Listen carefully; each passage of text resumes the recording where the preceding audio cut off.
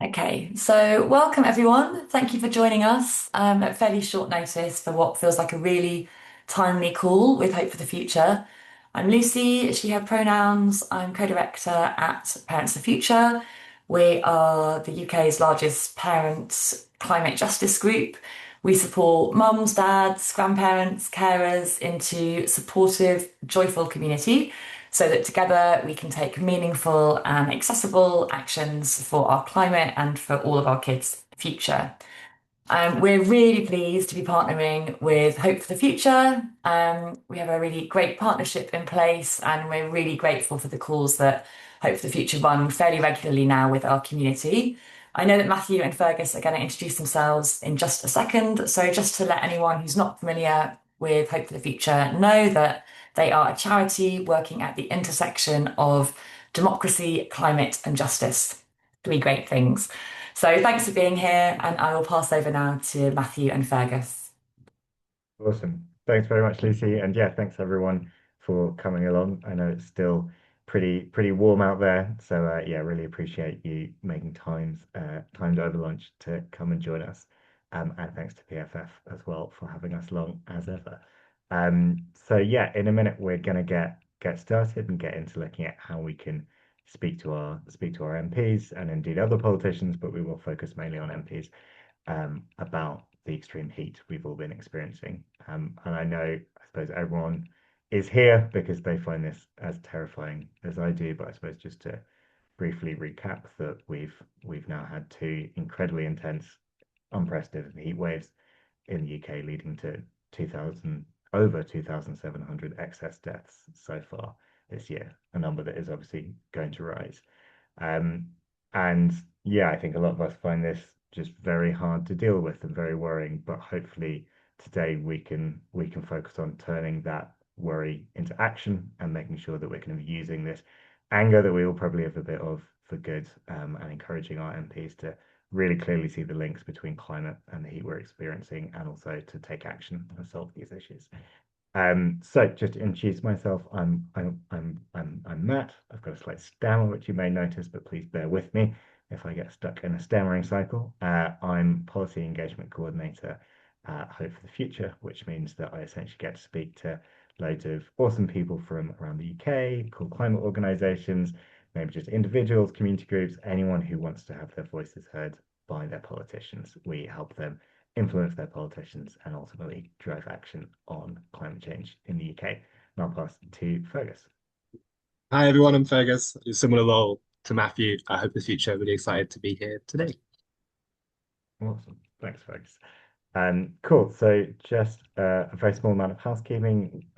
As Lucy mentioned, we are recording the session, so we'll send around that recording along with the slides afterwards. We'll also have some time for a Q&A at the end where we'll stop the recording. So if you'd kind of rather it not be featured on the recording, then maybe kind of save your comments until then, or you can just pop a message in the chat and we'll read out your question if you'd rather.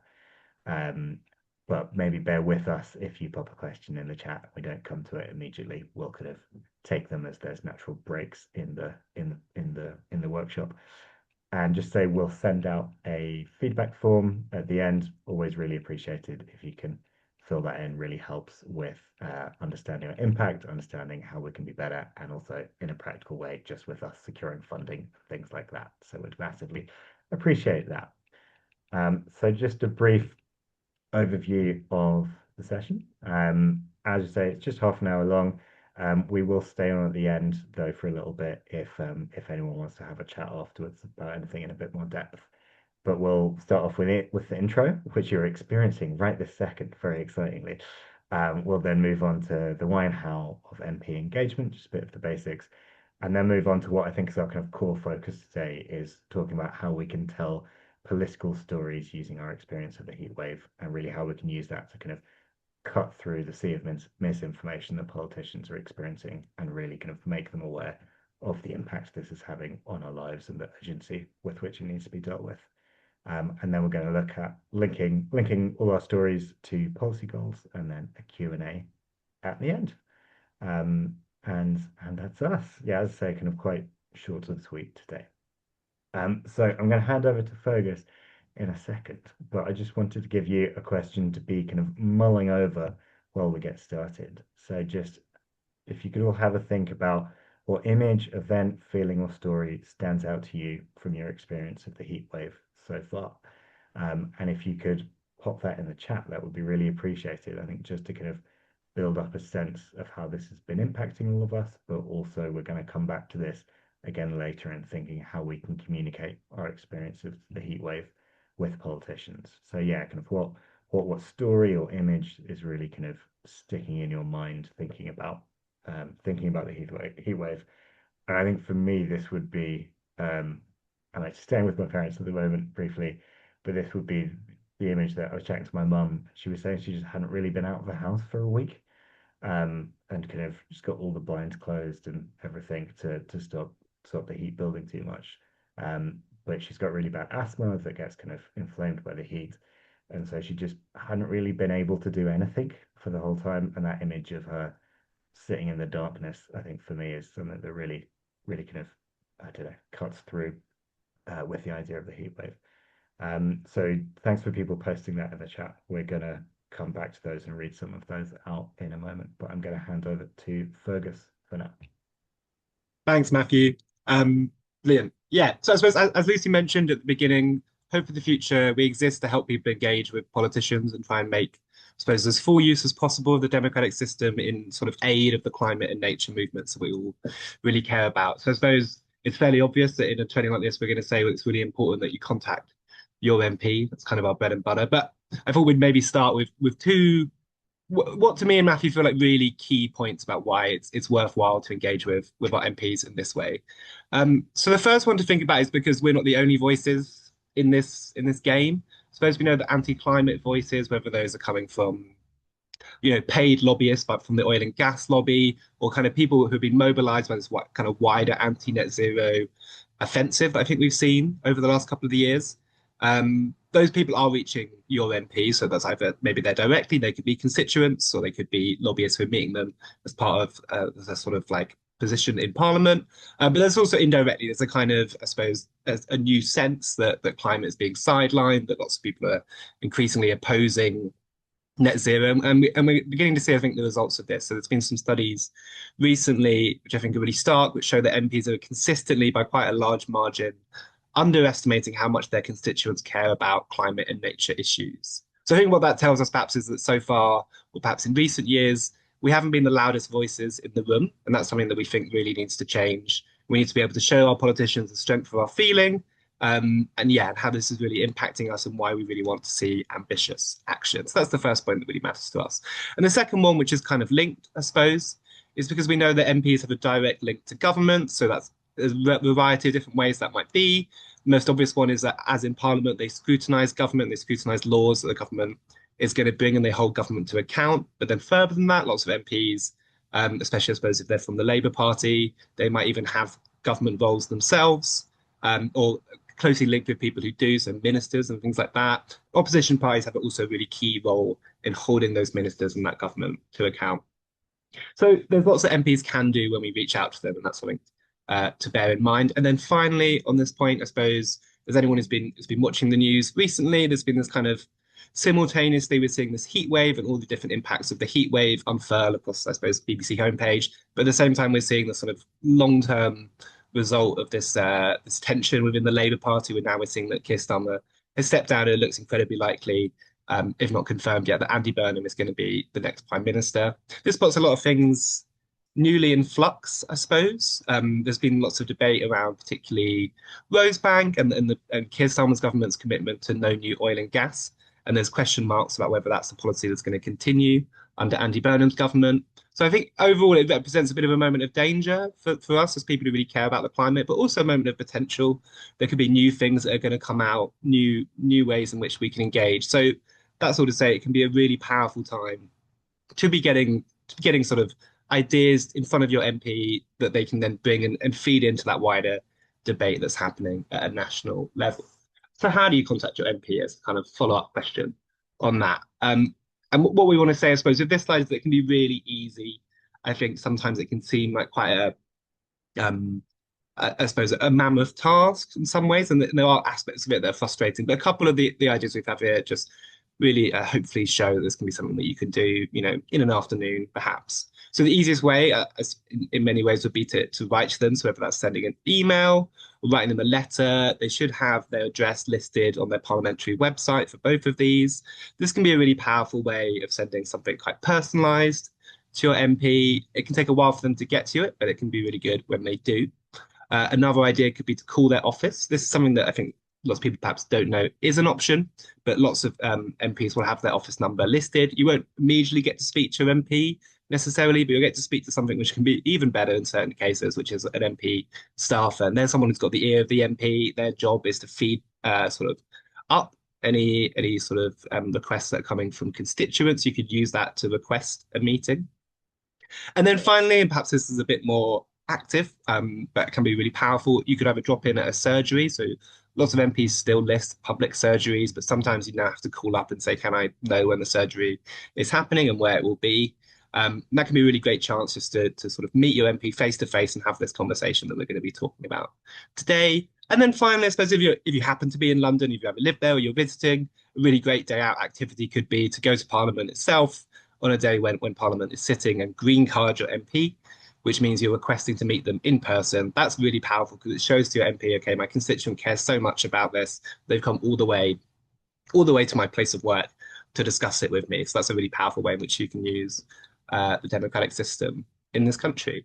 Whatever you do, do feel free to reach out to us at Hope for the Future. We love to support people who are doing this kind of work. We find it interesting, obviously. So if you want us to perhaps help you to draft that first letter or discuss what you want to say over the phone, that can also be really, yeah, fun for us. So do feel free to reach out and we'll make sure we include our follow-up information.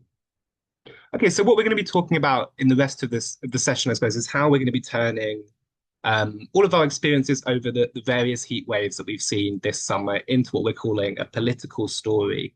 So, political story, as we're using it today, is how you use your personal experiences to make political point, and in doing that, showing how your experiences are actually the result of political decisions. So, perhaps this isn't a story in the sense that I don't know the Odyssey is a story. It doesn't have to have a beginning and end or any sort of character development like that. But it's a sort of turning your experiences into something that's quite powerful. I think that one of the benefits of doing this is it can really show that there's human stakes to policy conversations. I think if you read the news or you read statistics or you read policy debates, it can seem a bit abstract. People aren't really thinking about, okay, what does that actually mean? For my constituents, so the people who live around me, how are they experiencing the effects of this? And I think that's something that we can do that's really powerful is break through that by turning our stories into political stories. So it's quite easy to make one, I suppose, but we're not saying this is something that necessarily you need a training on, but we think it can be, hopefully this is a bit of a prompt. And the first thing to do is be consider your experiences over the last couple of weeks. In a minute, I think we're going to have some time to go through some of the suggestions people are already sharing in the chat, which I'm really excited for. But think about how those experiences link to political decisions. I suppose the most obvious one is we've all been feeling really hot, and we know that's a result. Um, of the amount of fossil fuels that the sort of the world has burned over the last 150 odd years, and the fact that we haven't stopped doing that, and in fact, in some cases, are increasing. But there's loads of different ways in which the impacts of that are linked to different policies, and that can be really powerful. And that's, I suppose, that's all it takes in a way. But what we want to say is that can be a really powerful form of engagement, and maybe we'll talk a little bit as we go on about how we sculpt that. But maybe, yeah, Matthew, I don't know if you've got any thoughts on any of the chat, if we've got any suggestions for you. It seems to be quite a lot of comments. Yeah, there's been loads. And thanks everyone for sharing. Really genuinely powerful comments. And I know people say stuff like that all the time, but I really mean it. It's kind of really powerful what everyone's saying, and I think exactly the type of thing that can cut through the noise and kind of make politicians listen. And just to kind of build on what Fergus was saying, that I think politicians get bombarded with statistics at the moment. And I think often in climate circles, we're really keen to show that we know the facts. And so we'll kind of lead with saying very kind of clear statistics and things like this, which is great. But often it's these personal stories that cut through most. So just to share a couple, one from Henry Duffy saying, "My daughter's bedroom being 31 degrees when I was trying to put her to bed and her crayons melting on the windowsill because it was so hot. And then one from another attendee who hasn't put their name, but says, my 3-year-old face at 9 p.m. at night, red and sweaty and not understanding why he couldn't find relief and couldn't sleep. The flashing warning on my 1-year-old's baby monitor that his room was 32 degrees in the middle of the night. Um, and I think, as I say, that cuts through so much more than statistics, so much more. And we often see that when we do lead with lead with kind of I don't know, particular data, a politician can dispute it, but a politician can never dispute you and your family's experience. So if you go to them and describe gosh, crayons melting on the windowsill at night, it's such a powerful image, or the idea of a baby monitor alarm going off, they cannot dispute that. That is your lived experience. And so leading with that, and then as we're going to go on to a minute, kind of linking that to climate policy, um, is a really effective thing to do. And I think if anything good comes out of this horrible situation, it is that for so many people across the UK, the climate crisis is personal now. Everyone will have experienced things like this. There's a high chance your MP might have experienced things like this. So just making sure we're heard, kind of above all the kind of noise of people kind of dismissing there's links to climate and things like this. Vital we 100%. vital we get out there. So I think people have been really clear with what heatwave stories might include. To be honest, I think your personal stories are much more effective than ones we've suggested, but we've kind of also included. Yeah, and on that actually, yeah, I would agree. And it's something that quite a lot of people have mentioned that we didn't even think about, but it's so true. Our own experiences is the sort of mental health impact. I think of a heat wave. Not only are you really hot, you're really hot and thinking this is going to be what it's like now every summer, which I think really adds an additional layer. And yeah, that's like the kind of personal thing that if you feel comfortable using can become a really powerful tool. So yeah, I think we can keep moving. Like you say, Matthew, everyone's got really fantastic suggestions. So I'm going to pass back to you, Matt. Awesome. Cheers. Um, yes, I'm aware we're slightly pressed for time, so we'll race through, but then follow up with people afterwards. So our kind of really simple formula, which is essentially a way of getting these stories in front of politicians, is to do just being clear that during the heat wave, I've experienced X problem. So, for instance, an issue that we're speaking to some people about later today is the heat on their child's walk to school is unbearable. And then so you're saying X problem, and they're saying because of weight impact, and then at the end relating it to a policy issue. So because weight impact could be the hottest summers and lack of shade are making the pavement incredibly hot. This means my child is tired and exhausted when they get to school and can't learn as effectively. And then this related Z policy issue could relate it to government support for urban tree planting. Um, there's obviously so many variations of this. And to be honest, I think a lot of you will be involved in individual campaigns that you'll be kind of more able to relate it to, or kind of or experience something personal that you can more relate to. But that basic thing of I have experienced X because of way impact, this is related to Z. We found to be really effective and a really effective way of just showcasing the first most important bit, which is your own experience. And we'll send around these slides again just with that as a kind of basic formula. And obviously no need to stick to it exactly, but using that as a kind of, I suppose, a way to be confident of what you're going in to say to your MP or what you're emailing over to them. And in a slightly more light-hearted note, just thinking about that can be really powerful if we illustrate this story with photographs. So Fergus, do you wanna say what this photograph of a very sweaty Fergus is? Yeah, this is my attempt to find what the heat wave looked like for me. This is me sweating at the national emergency briefing screening I went to, which felt very ironic because it's far too stuffy in that room to be thinking about what the future's going to look like. But yeah, this kind of thing, if you can share it. So also there's a photo there of people's attempts on a local level to adapt. So that's the trick that was, I suppose, going viral of putting ice in front of a fan. I did try it. That's not my photo. I'm not entirely sure it worked. And then finally, there's a photo of my nephew looking very cool, trying out his own, I suppose, adaptation techniques there that my sister sent me when I asked. But yeah, if we can think about ways in Yes, which Fergus, just to interrupt, I can't see your slides again now. I don't know if others can, if that's me or. that's interesting. Has anyone else got that problem? I can still see them. I can Oh, see. Yeah. oh, that's strange. Okay, it's me. Strange.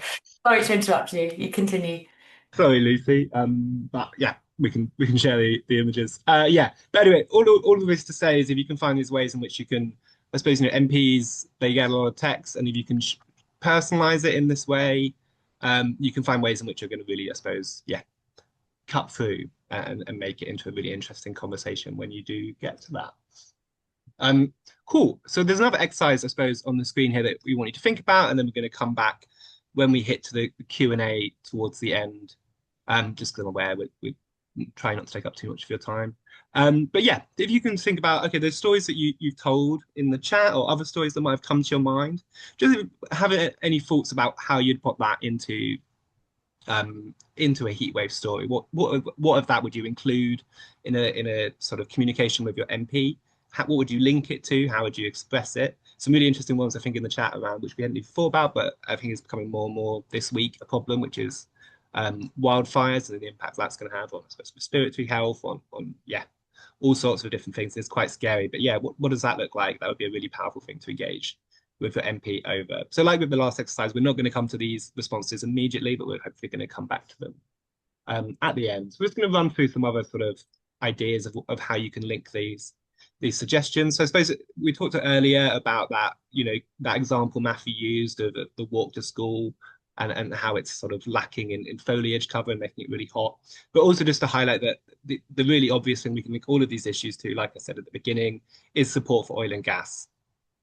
So your engagement could both include something about local adaptation and the things that are going to be needed, but also say something like summer heat like this shows us how further support for new oil and gas, such as Rosebank, is a terrible idea. I think there's been a real sort of almost discordant moment where we're simultaneously seeing a record numbers of temperatures broken, but also seeing politicians saying, well, we need to keep burning oil and gas as long as possible. And that's something that I think you can really puncture by pointing out in a really good way.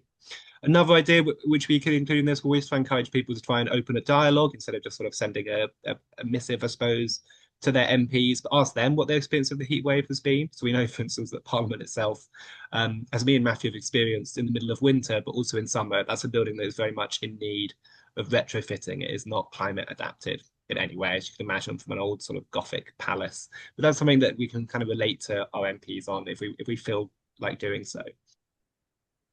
Yeah, and then the other thing we wanted to suggest is how this obviously links over with Paris Futures and the Stop Rosebank's really amazing, inspiring banner photo campaign. Yeah, actually, I wonder, Lucy, if you wanted to say any more about how you think there's crossover here.